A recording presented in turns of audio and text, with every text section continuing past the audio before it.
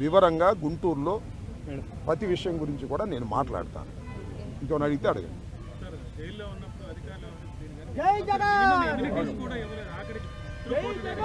జైల్లో ఉన్నప్పుడు అధికారులు వాళ్ళ రూల్ ప్రకారం పోతారు, అక్కడ ఫుడ్డే పెడతారు. అది నాకు నచ్చినా నచ్చకపోయినా ఆ ఫుడ్డే తింటాను.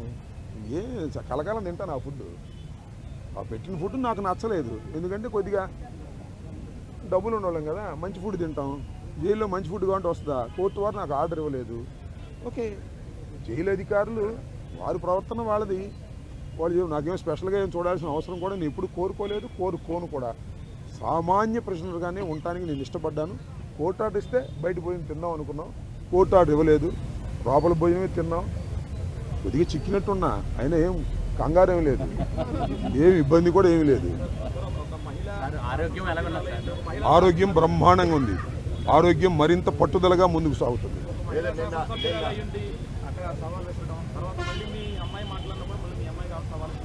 సరే, ఇప్పుడు వాళ్ళ గురించి వాళ్ళని ఉపయోగం ఉంది.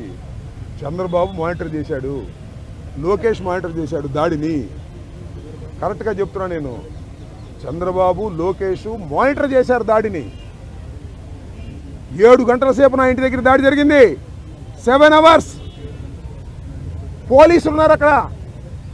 ఇంతకన్నా ప్రజాస్వామ్యంలో ఏం కావాలి చెప్పండి, నాకు అర్థం కాలే. 5 గంటలకు వచ్చి 12 గంటలకు వెళ్ళారు. తెలుగుదేశం కార్యకర్తలనండి, దుండగులనండి, దుర్మార్గులనండి, గంజాయి బ్యాచ్ అనండి, పోలీసులు అందరూ అక్కడే ఉన్నారు. వాళ్ళ సమక్షంలోనే దాడి జరిగింది, వాళ్ళ రక్షణలోనే దాడి జరిగింది. మీ అందరికీ తెలుసు, నేను ప్రత్యేకంగా చెప్పాల్సిన అవసరం లేదు. బట్ నేను 11వ తారీఖున రాత్రి 10:20 నిమిషాలకు నేను అరెస్ట్ అయిన దగ్గర నుంచి ఇప్పుడు వరకు ఏం జరిగిందో బయట ప్రపంచంలో నాకు లిటిల్ నాలెడ్జ్ ఉంది. అంటే పేపర్ నాలెడ్జే తప్ప నాకు ఎవరు ఏమీ నాలెడ్జ్ ఇవ్వలేదు. కాబట్టి ఈ నాలెడ్జ్ అంతా తెలుసుకుని రేపు చాలా వివరంగా, చాలా సుదీర్ఘంగా నేను నా ఆవేదననండి, నా కోపం అనండి, నా బాధ అనండి, నా ఆర్గ్యుమెంట్ అనండి ప్రజల ముందు పెడతాను. ఎందుకంటే ప్రజల ముందు ఎందుకు పెట్టాలంటే ప్రజలకు అర్థం కావాలి, నేనేమిటో తెలుసు.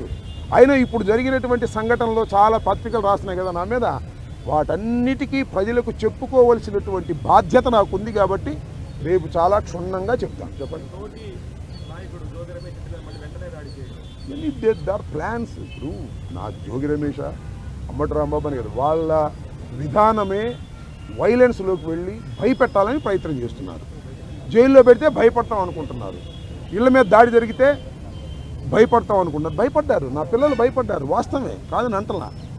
ఇంట్లోకి వచ్చి నా పిల్లలు, నా మనవలు ఉన్నప్పుడు దాడి చేస్తే భయపడతారు ఎవరైనా. పోలీసులు ఏం చెప్పారు తెలుసా, మీకు ఆశ్చర్యపోతారు. సార్ మీరు పారిపోండి సార్, పారిపోండి సార్ చెప్పారు. రక్షించాల్సిన పోలీసులు ఆ గంగా వెంకటేశ్వరులు ఆయన తెలుగుదేశం ఆయన, పారిపోండి సార్ అంటాడు. మీరు గోడ దిగి వెళ్తారా అని చెబుతున్నాడు నన్ను. గోడ దిగి ఎవరి కంటే సావటం బెటర్ అయ్యా అని చెప్పాను. అది నువ్వే కదా దాడి చేస్తానని చెప్పాను. ఏంది ఇదంతా?